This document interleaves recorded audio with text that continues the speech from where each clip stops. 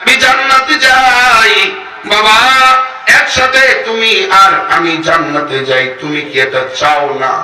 বাবা তুমি কি চাও আমি জাহান্নামে যাই? বিশ্বাস কইরে বইছে সন্তান যদি জাহান্নামে যায় গো, একা জাহান্নামে যাবে না, মা বাবার জন্য কৈফিয়ত দিবে, মা বাবার বিরুদ্ধে কথা বলবে, সন্তান তাদের বিরুদ্ধে বলবে। আর নবীর উম্মত সন্তান বিরুদ্ধে বলবে, আল্লাহর বান্দা স্ত্রীরা বিরুদ্ধে বলবে, বলবে আল্লাহ গো একাই নামাজ পড়ছে, আমগরে নামাজের দাওয়াত দেয় নাই, একাই পর্দা করছে, আমাদেরকে পর্দা করতে বাধ্য করে নাই। তখন ওই আব্বা আম্মারে জাহান্নামের দরজার মধ্যে শোয়ানো হবে, সন্তান নিজে কলিজার মধ্যে পাড়া দিয়া তারপরে জাহান্নামে যাবে। ওই দিন কিন্তু বাবা বেইজ্জতি হওয়া লাগবে। তাইলে এক নাম্বার হলো নামাজ প্রতিষ্ঠিত করা, কথা কোন ঠিক কিনা? নামাজ পড়লে লাভ আছে না নাই? আছে। আজকে কোনকে জোরে পান, আরো জোরে কোন আছে না নাই? আল্লাহর কথা আল্লাহ বলে আকিমিস সালাত, আকিমিস সালাতা তরফাইন নাহার ওয়া যুলফান মিনাল লাইল ইন্নাল হাসানাতি ইযহিবুনাস সাইয়্যাত যালিকা যিকরা লিয-যাকিরিন।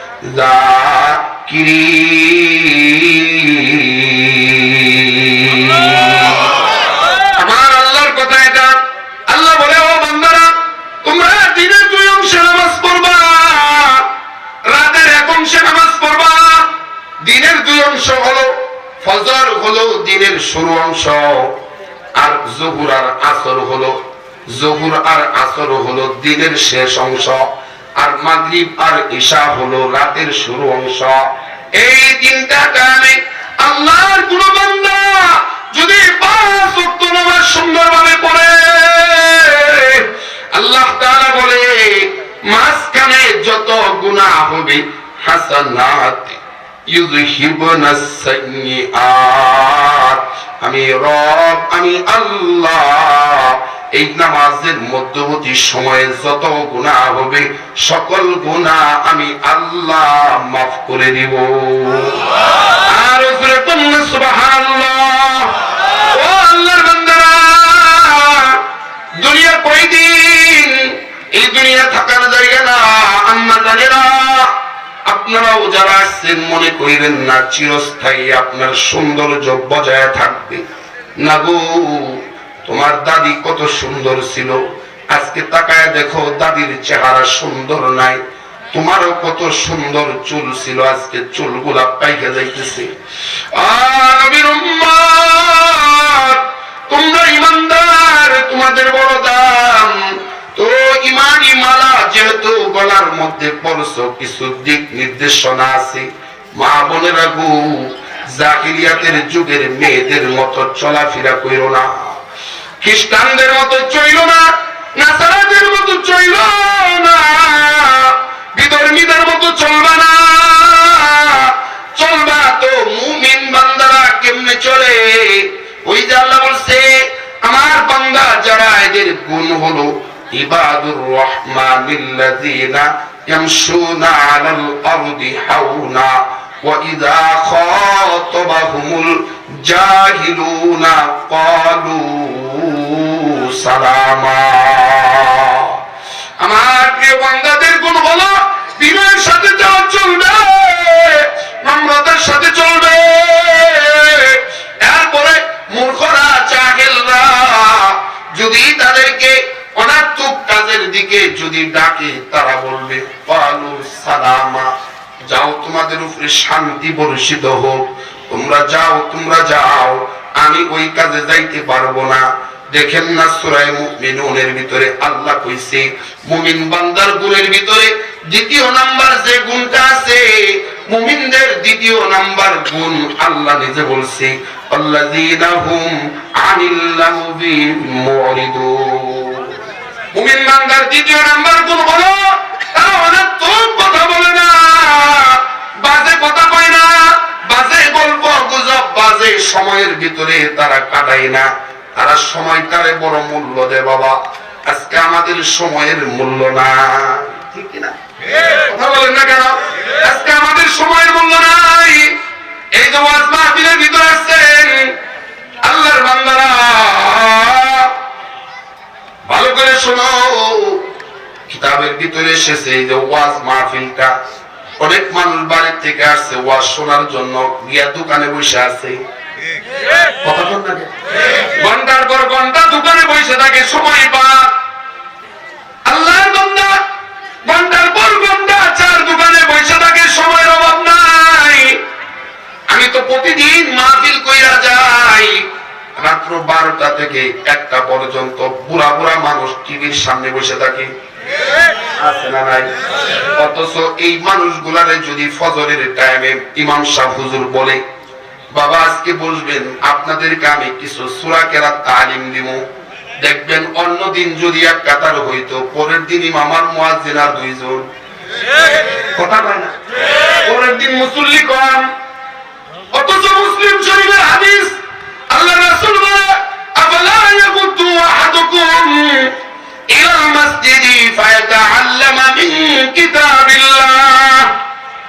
কিতাবিল্লাহি আয়াতাইনি খায়রুল লাহু মিন নাকাতাইন ওয়া সালাসুন খায়রুল লাহু মিন সালাসিন ওয়া আরবাউন খায়রুল লাহু মিন আরবাইন ওয়া মিন আ'দাদিহিন্না মিনাল ইবিল। দলিল ভিত্তিক আলোচনা বাবা, কিচ্ছা কাহিনী না।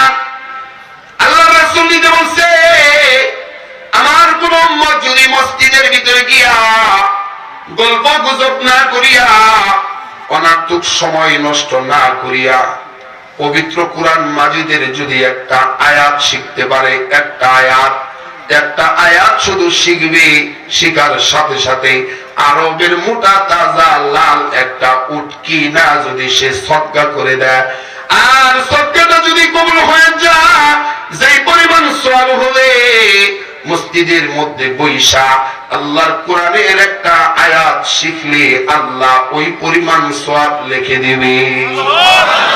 আর জোরে বলুন সুবহানাল্লাহ।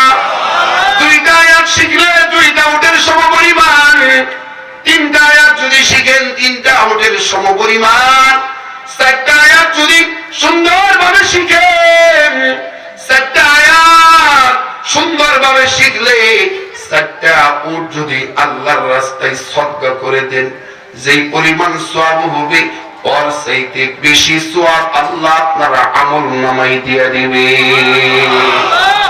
এটা তো দুনিয়া। কিন্তু কুরআন মাজিদ যদি সুন্দর করে শিখতে পারেন, বুখারী মুসলিমের হাদিস শুনেন, আল্লাহর রাসূল বলে, আল মাহিরু বিল কুরআন মা সাফারাতিল কিরামিল বাররাতি আল্লাযী ইয়াকরাউল কুরআনা ওয়া ইয়াতাতাআতাউ আলাইহি শাকুল্লাহু আজরা। বুখারী মুসলিমের হাদিস।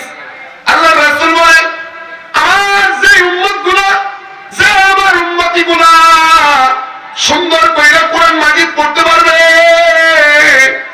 এই উম্মতগুলোকে হাসরের ময়দানে আল্লাহ সম্মানিত ফেরেশতার সঙ্গে জায়গা দান করবে। আর জোরে কোন সুবহানাল্লাহ। ও নবীর উম্মত, সম্মানিত ফেরেশতাদের সঙ্গে জায়গা দিবে। আল্লাহর বান্দারা, পৃথিবীতে এমন কোন বই নাই যেই বই একটা করে হরফ পড়লে একটা নেকি পাওয়া যাবে, নাই। কিন্তু কুরআন মাজিদ এমন একটা কিতাব, একটা অক্ষর পড়লে আল্লাহ 10টা নেকি লিখে দিবে। আর জোরে কোন সুবহানাল্লাহ। মান ক্বারাআ হারফান মিন কিতাবিল্লাহি ফালাহু বিহি হাসানাতুন ওয়াল হাসানাতু বিআশরি আমসালিহা। আল্লাহ রাসূলের কথা এটা। আমার কোন উম্মত যদি পবিত্র কুরআন মাজিদের একটা অক্ষর পড়তে পারে, আল্লাহ তাআলা সঙ্গে সঙ্গে তার আমলনামায় 10টা নেকি লিখে দেয়। আর জোরে কোন সুবহানাল্লাহ। এ নবীর উম্মত, এই যে আজকে 10-11 জন ছেলে কোরআনের হাফেজ পাগড়ি নিবে, বাবা গো গভীর মনোযোগ দিয়ে শুনেন। কোরআন হাদিসে কোথাও লেখা নাই এমপি সাহেবের আব্বা আম্মাকে মাথায় নূরের মুকুট পরায় দেওয়া হবে, চেয়ারম্যানের মা বাবাকে মুকুট পরায় দেওয়া হবে, কোথাও নাই। প্রধানমন্ত্রী হইলে আব্বা আম্মা নূরের মুকুট পাবে, কোথাও নাই, কোথাও নাই। কিন্তু আল্লাহ রাসূল তিরমিজির হাদিসের মধ্যে বলে, মান ক্বারাআ হারফাম মিন কিতাবিল্লাহি, মান ক্বারাআ হারফাম, মান ক্বারাআল কুরআনা ওয়া আমিলা বিমা ফীহি উলবিসা ওয়ালিদাহু তাজান ইয়াউমাল কিয়ামাতি দাওহু আহসানু মিন দাওইশ শামসি ফি বুয়ুতিদ দুনিয়া লাউ কানাত ফীকুম ফামা যান্নুকুম বিল্লাযী আমিলা বিহাযা। আল্লাহ রাসূল বলেন, যে উম্মতরা দুনিয়াতে কোরআনের হাফেজ হইছে, কোরআনের আলেম হইছে, এমন কোরআন পড়নে ওয়ালার, কোরআন ওয়ালার মা বাবাকে হাসরের ময়দানে আল্লাহ নিজের হাতে নূরের মুকুট পরায়া দিবে। আর জোরে কোন সুবহানাল্লাহ। এই আল্লাহর বান্দারা, আল্লাহর প্রিয় বান্দারা অনেক সময় কাটায় না। আল্লাহর প্রিয় বান্দারা এমনি এমনি সময় অতিবাহিত করে না, কিন্তু আজকে আপনি আমার সময় কাটে গল্প গুজব কইরা। কথা কয় না? কাজ নাই, কি করব? বাড়ি থেকে সন্ধ্যা রাত্রে খাইয়া এসে চার দোকানে বইয়া রাত 1টা পর্যন্ত টিভি দিয়ে, কাজ নাই। অথচ নামাজের কথা কইলে কখন সময় নাই। কি নাই? নাই আপনাদের এলাকায় নাই? যদি কয় বাবা চলেন এখন তো আর কাজ টাজ নাই 3 দিনের জন্য, কয় হুজুর আপনার কইছে কারা কাজ নাই। আমার কাজের অভাব নাই, 24 ঘন্টা আমার কাজ, অথচ কাজ কি টিভি দেখা। কথা বলে না, কাজ কি বিড়ি খাওয়া, বলো বলো, মানে চার দোকানে বয়ে বয়ে গপ্প করবো। আমার সাথে ভালো মানুষ এলাকায় আছে, আমার সাথে ভালো মানুষ নাই। গত কয়েকদিন আগের ঘটনা, আমি তিতপল্লা বাস স্ট্যান্ডে জমা পড়াই, ওখানে এক মুসল্লি আমার শোনাই কইছে কিনা জানি না, কইতেছে অথচ দাঁড়িয়ে নাই, কিচ্ছু নাই, বাম হাতে চা, ডান হাতে সিগারেট, ঠ্যাঙ্গের উপরে ঠ্যাং তুলে কইতেছে, আমি তো তিতপল্লার মধ্যে আমার সাথে ভালো মানুষ দেখি না। আমি চিন্তা করলাম, এটা যদি ভালো মানুষ হয়, শয়তান কোনটা? এটা আমার ধারণা, এই যদি ভালো হয় তাহলে শয়তান কোনটা? শয়তানের কাজ কি তাহলে? শয়তান তাহলে কোন কাজের কারণে শয়তান হয়েছে? নামাজের টাইম হয়েছে, নামাজও বললো না, মুখে দাঁড়িয়েও নাই, বাম হাতে চা, ডান হাতে সিগারেট, ঠ্যাঙ্গের উপরে ঠ্যাং তুলে কুত্তার মতো খাইতেছে, এটা যদি ভালো মানুষ হয়, শয়তান কোনটা? কথা বলেন না কেন? ভালো মানুষ কোনটা? চার দোকান, ভালো মানুষ চার দোকানে পাওয়া যায়। কথা বলেন, ভালো মানুষ যদি খুঁজবার চাও, শেষ রাত্রিতে হেফখানায় যাও। আপনারা ঠিক কইলেও ঠিক, না কইলেও ঠিক, আমি যেটা কইছি এটাই ঠিক। ভালো মানুষ যদি খুঁজবার চাও, ফজরের নামাজে মসজিদে যাও। ভালো মানুষ যদি খুঁজবার চাও, রাত্রে বেলা খোঁজ নাও কারা তাহাজ্জুদে দাঁড়ায় আছে, এরা ভালো মানুষ। তুমি চার দোকানে বন খাওয়ার কো আমি ভালো মানুষ পাই না, গেছই তো তুমি খারাপ জায়গায়। কারণ আল্লাহ রাসূল বলছে, পৃথিবীতে সবচাইতে খারাপ জায়গা কি? সবাই বানাকে সবচাইতে খারাপ জায়গা বাজার। তাহলে যেখানে সবচাইতে খারাপ জায়গা বাজার, ওখানে গেলে বুঝি ভালো মানুষ পাওয়া যাবো? বাথরুমে গেলে কি আতরের সেন্ট পাওয়া যাবো? বাথরুমে গেলে আতরের সেন্ট পাওয়া যাবো? বাথরুমে গেলে যেমন আতরের সেন্ট পাওয়া যায় না, যেটা সবচাইতে খারাপ জায়গা বাজার, ওই জায়গায় গেলেও ভালো মানুষ পাওয়া যাবে না। আল্লাহর কাছে সবচাইতে প্রিয় জায়গা আহাব্বুল বিলাদি ইলাল্লাহি মাসাজিদুহা। আল্লাহর কাছে সবচাইতে প্রিয় জায়গা হলো মসজিদ। এজন্য আল্লাহর বান্দা বুখারীর হাদিস 660 নাম্বার হাদিস, আল্লাহর রাসূল বলছে, ময়দানে মহাশরের দিন আমি আল্লাহ আরশে আজিমের ছায়া ছাড়া আর কোনো ছায়া থাকবে না। ওই দিন 7 শ্রেণী মানুষকে আমি আল্লাহ আরশে আজিমের নিচে জায়গা দিব। আর জোরে কোন সুবহানাল্লাহ। কি বাবা রে, যে উঠতেছেন কে? কি হইছে? ধরে রাখেন না, না যাও না তো। আমি প্রস্তাব করছি এই আসরের সময়, আমার ধরে না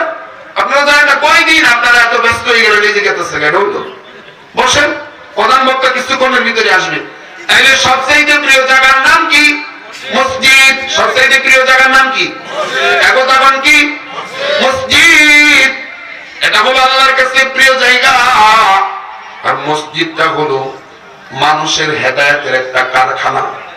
মসজিদের ভিতরে গিয়া যতক্ষণ থাকবেন, উযু সহকারে যদি থাকতে পারেন, আল্লাহ নামাজের সওয়াব লিখে দিবে। আর জোরে কোন সুবহানাল্লাহ। তাইলে আল্লাহর প্রিয় বান্দারা অনেকটুক সময় কাটাই না, বাজারে গল্প গুজব করে না। আল্লাহর প্রিয় বান্দাদের আরো গুণ আছে। এদের গুণ কি? আল্লাহ বলে ওয়াল্লাযীনা ইয়াবিতুনা লিরাব্বিহিম সুজদাও ওয়া কিয়ামা। আমার প্রিয় বান্দাদের আরো গুণ কি জানো? এদের গুণ হলো এরা রাতটাকে গনিমত মনে করে, রাতটাকে বড় ভাগ্যবান মনে করে, রাতটারে বড় গনিমত মনে করে, রাতটারে বড় সম্পদ মনে করে, বড় দামি জিনিস মনে করি না। রাত্রিবেলা তোমরা সবাই ঘুমায় থাকো, কিন্তু আমার প্রিয় বান্দারা ঘুমায় না। আমার প্রিয় বান্দারা তারা নামাজে দাঁড়ায় থাকে, নামাজে দাঁড়ায় থাকে। আমার প্রিয় বান্দারা তারা সেজদার মধ্যে পয়রা থাকে। কবি বলে অতিও গভীর হয় রজনী যখন নীরবে প্রভুর নাম জপিও তখন। প্রভুর করুণা যদি পাইবার চাও, গভীর রাতে উঠে প্রভুর গুণগান গাও। শেষ রাত্রিতে ইবাদত ছাড়া কেউ আল্লাহর ওলি হইতে পারবে না। আল্লাহর ওলি যদি হও, তাহলে শেষ রাত্রের সেজদা দরকার, শেষ রাত্রের নামাজ দরকার। শেষ রাত ছাড়া ওলি হওয়া যায় না। ও নবীর উম্মত, শেষ রাত্রের ঘুম যেমন তোমার কাছে প্রিয়, আল্লাহর কাছে শেষ রাত্রের ইবাদত প্রিয়।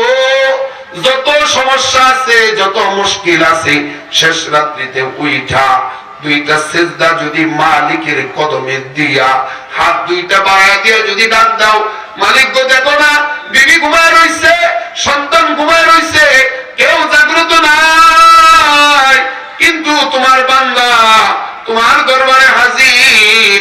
যদি এইভাবে বইলা যদি চোখের পানি ফালায়া যদি চাইতে পারো, মালিক বলে আমি আল্লাহ তোরে টান দিয়ে আমার বুকের ভিতরে নিয়ে নিব, তোর সকল প্রয়োজন আমি আল্লাহ মিটাইয়া দিব। তাইলে আল্লাহর বান্দারা ইবাদত করবেন তো ইনশাআল্লাহ? কথা কম করবেন? তাইলে এক নম্বর কি? 5 ওয়াক্ত নামাজ। আমার মা বোনেরা যারা আছেন, আল্লাহর জান্নাত কয়টা? কথা বলেন, কথা বলেন। জান্নাত কয়টা? সবাই কোন হাত দেয় কোন? ওই যে পিছনে দিয়ে হাত উঠাবো না, মানে এদের জান ধরে গেছে না। অনেকে 5 আঙ্গুল ধরছে, 2টা, তাহলে 10টা হইল না? কয়টা? কয়টা? কয়টা? আল্লাহর জান্নাত কয়টা? জোরে কোন? জোর হলো না, আরো জোরে। 8টা। 8টা। আলহামদুলিল্লাহ। বেজার হইলেন? জোরে কইলে কিছু লাভ আছে। লাভ কি? এই রাস্তাঘাটে যেগুলো ব্যাকল ঘুরতেছে, দোকানপাট দিয়ে এরা মনে করবো মাহফিল চলে গেছে, যাই বসি। আরেকটা লাভ হইলো মাঝখানে যেগুলো শয়তান আছে, জোরে মানে মাঝখানে শয়তান মানে আপনারা হয়তো জানেন না, ভালো কাজের জন্য মানুষ যদি 50 জন বসে এক জায়গায়, ওখানে 5000 শয়তান বসে থাকে। মানে এগুলো কিভাবে ইন্তনে ছুটান যায়, কিভাবে মজলিস থেকে দূরে নেওয়া যায়, এই নিয়ম করে 5000 বসে থাকে। তাইলে মাঝখানে যে শয়তান গুলা থাকে বসে থেকে, এই শয়তান গুলা জোরে আওয়াজ দেওয়ার কারণে বঙ্গোপসাগরে চলে যায়। জোরে জোরে কোন না সুবহানাল্লাহ। এজন্য জোরে আওয়াজ দিবেন ইনশাআল্লাহ। জান্নাত কয়টা? আরো জোরে। চান কারা কারা? মাশাআল্লাহ, আলহামদুলিল্লাহ। তাহলে আমরা সবাই তো জান্নাত চাই ইনশাআল্লাহ। মা বোনেরাও চাই কি চাই না? আমার আম্মা জানেরা আপনারাও জান্নাত চান, আমিও জান্নাত চাই, সব মানুষ জান্নাত চায়। জান্নাতে যদি যেতে চান, আপনাদের জন্য আমল হইল নামাজ, আপনাদের জন্য রোজা, আপনাদের জন্য হজ, আপনাদের জন্য যাকাত, আপনাদের জন্য হালাল হারাম চিনা চলা, পর্দায় চলা, দায়ুস না হওয়া। ও নবীর তরিকায় চলা, আল্লাহর হুকুম মতো জীবন চলাইলে জান্নাতুল ফিরদাউসি নুজুলা খালিদিনা ফিহা লা ইয়াবগুনা আনহা হিওয়ালা। যদি এই আমলগুলো করতে পারেন আল্লাহ তাআলা আপনাদেরকে জান্নাতুল ফিরদাউস দিয়ে দিবে। আর যখন সুবহানাল্লাহ। আর মা বোনেরা যারা আছে এরা যদি চারটা আমল করতে পারে, কয়টা আমল? আস্তে গনকে মা বোনেরা দেখলাম অনেক মা বোনেরা আসছে, আমাদের দিন সবাই মিলে খাই, খাওয়া লেগে গেছে বলে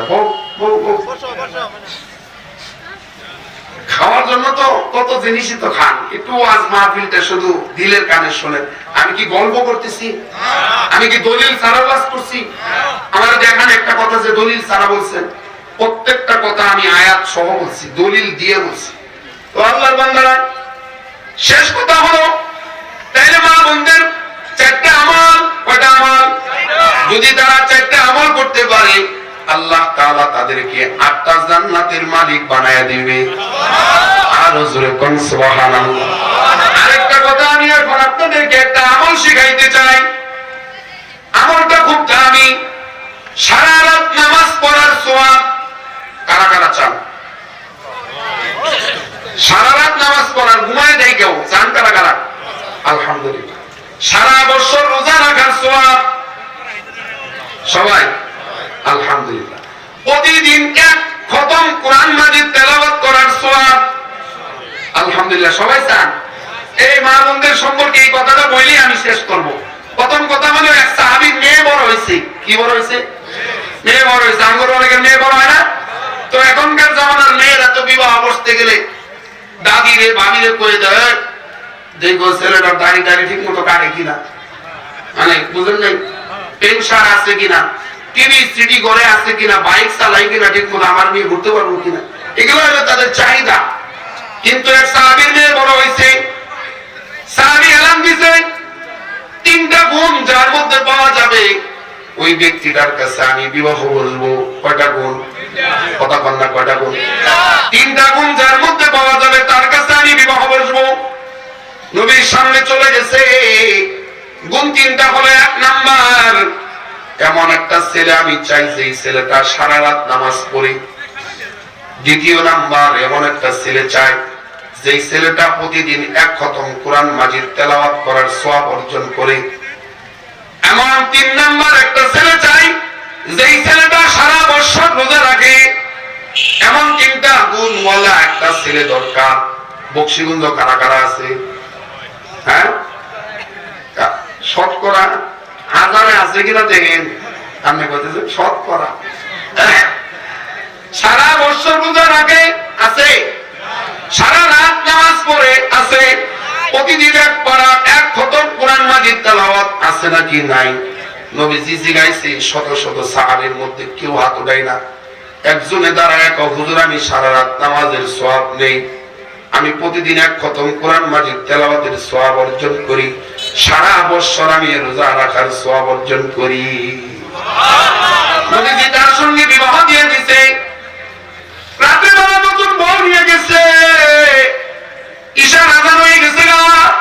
স্বামী বলছে সুন্দর রান্না করো, আমি ঈশার নামাজ পড়ে এসে খানা খাবো। এদিকে থুয়া নামাজে গেছে, সুন্দর রান্না করছে, রান্না কইরা আইসা দেখি খাওয়ান দাওয়ান অনেক সুন্দর। আল্লাহর বান্দা খাইছে, খায়া এমন ঘুম দিছে, ঘুমে আসসালাতু খায়রুম মিনান নাওম। এক ঘুমে ফজরের আযান, এক ঘুমে ফজরের আযান। ফজরের আযান হইছে, উঠতে দৌড় দিছে, এমন খাওয়ান খাইছে, পাশে যে বউ আছে মনে নাই, একেবারে ফজরের নামাজ পড়ছে নবীজির সঙ্গে। নামাজ পড়া তালিম সব শেষ। বাড়িটা বিবিরে কো খাওয়ান দাও, বিবিরে কি কর খাওয়ান দাও। বিবি খানা তো দিছে কিন্তু মনের মধ্যে দুঃখ।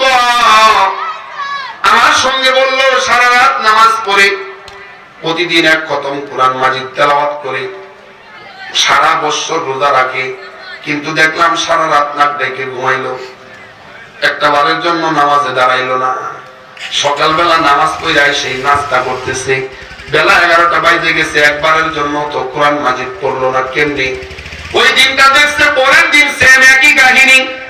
হাতটা ধরে যাও যাও, তোমার সঙ্গে বিয়ে হয়েছে, কিছু হয় নাই, যাও আমি এখনো পবিত্র আছি, তোমার সঙ্গে তালাক হয়ে গেলে আমার কোনো ঝামেলা নাই, যাও না নবীর সম্মুখে যাও, তুমি যে মিথ্যা কথা বলছো আগে বিচার হইব। নবীর কাছে লয়ে গেছে, কেরে সাহাবী তুই মিথ্যা কথা বলছস কেন, নামাজ কেন পড়স না, সারা রাত তাহাজ্জুদ পড়স না, সারা বছর রোজা রাখস না, কোরআন মাজিদ খতম নাই, মিথ্যা কথা বইলা কেন বিবাহ করলি? সাহাবী বলে আল্লাহর রাসূল আমি যেদিন থেকে মুসলমান হইছি ওদিন থেকে আর কোনোদিন মিথ্যা কথা বলি না।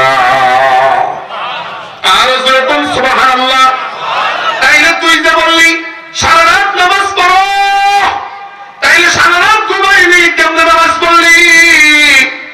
বললি প্রতিদিন খতম কোরআন তেলাওয়াত করো, 2 দিন হয়ে গেছে একটা বারের জন্য কোরআন মাজিদ হাতে নিলি না, কেমনে তুই কোরআন মাজিদ খতম করলি? সারা বছর রোজা রাখস, 2 দিন হইল রোজা রাখস নাই, কেমনে করলি বল? বলবো কি বলবো না? আস্তে কোনকে জোরে কর। কার কার নিয়ত আছে শোনার জন্য? সারা রাত নামাজ পড়ার সওয়াব অর্জন করবেন কার কার? সারা বছর রোজা রাখার সওয়াব অর্জন করবেন, প্রতিদিনের খতম কোরআন মাজিদের তেলাওয়াত অর্জন করবেন কারা কারা? লিল্লাহি তাকবীর, নারে তাকবীর। আলহামদুলিল্লাহ বাবা, এই 3টা আমল সারা রাত নামাজ পড়ার সওয়াব কোন আমল করলে হবে আমি বলবো, এরপরে প্রতিদিন এক খতম কোরআন মাজিদের তেলাওয়াতের কথা বলবো, সারা বছর রোজা রাখার সওয়াবের কথা বলবো। বলার আগে এই যে হাফিজিয়া মাদ্রাসাটা, এই মাদ্রাসাটাকে টিকায় রাখা দরকার আছে না নাই? আস্তে কোনকে আল্লাহর বান্দা, মাদ্রাসা যদি টিকে থাকে তাহলে দিন টিকে থাকবো, আর মাদ্রাসা যদি টিকে না থাকে তাহলে দিন বিলুপ্ত হয়ে যাবে, বিলুপ্ত হয়ে যাবে। একজন আলেমের মৃত্যু মানে একটা জগতের মৃত্যু।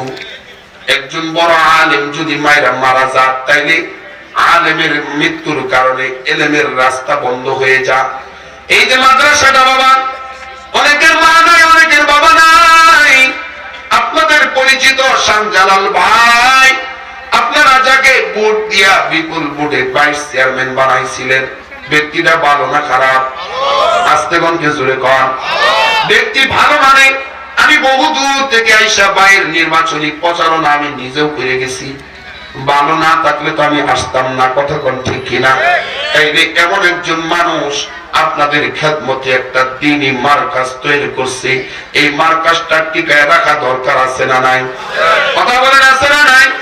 আর এই মাদ্রাসাটার ভিতরে সরকারি অনুদান চলে না, কারণ আমাদের গভর্নমেন্ট যারা আছে এরা তো ইসলাম অনুযায়ী চলে না, কোরআন দিয়ে চলে না, এরা তো কই ফেলা কয় আমরা শরীয়তে বিশ্বাসী না। যেই নেতা কয় শরীয়ত আমরা বিশ্বাস করি না, এটা আর মুসলমান থাকে না। আপনারা ঠিক কইলেও ঠিক, না কইলেও ঠিক, আমি যেটা বলছি এটাই ঠিক। কেউ যদি কয় ওই যে হুজুর একটু আগে বয়ান করে গেছে ইমান ভঙ্গের কারণ, আমিও বলতে চাইছিলাম, কিন্তু আল্লাহ হুজুরের হায়াতে বারাকাত দান করুক, বড়দের সহবতে বসবেন, তাইলে ইমানি মুযাকারা হবে। ইমান ভঙ্গের কারণ হইল কেউ যদি মনে করে, একটা হইল মানতে পারে না, এটা ভিন্ন কথা, কিন্তু আরেকটা হইল অস্বীকার করা। একজনের শরীয়তের হুকুম মতো চলতে পারে না, এটা তার ব্যর্থতা, কিন্তু কেউ যদি আমি শরীয়ত মানি না, তাহলে সে কি আর মুসলমান রয়েছে? কথা বলে না, মুসলমান নাই। এজন্য আল্লাহর বান্দারা, শেষ কথা আমি আমল 3টা বলবো, আর মা বোনদের জন্য 4টা আমলের কথা, আমার 7টা কথা রয়ে গেছে। বলার আগে জানি না কার মা নাই, কার বাবা নাই, রাত্র গভীর হয়ে গেছে, প্রায় 11টা বেজে গেছে। প্রধান বক্তা এখনই কিছুক্ষণের মধ্যে আসবে। কে এমন আছেন মা বাবার জন্য আল্লাহ নবীর সঙ্গে জান্নাতে যাবেন?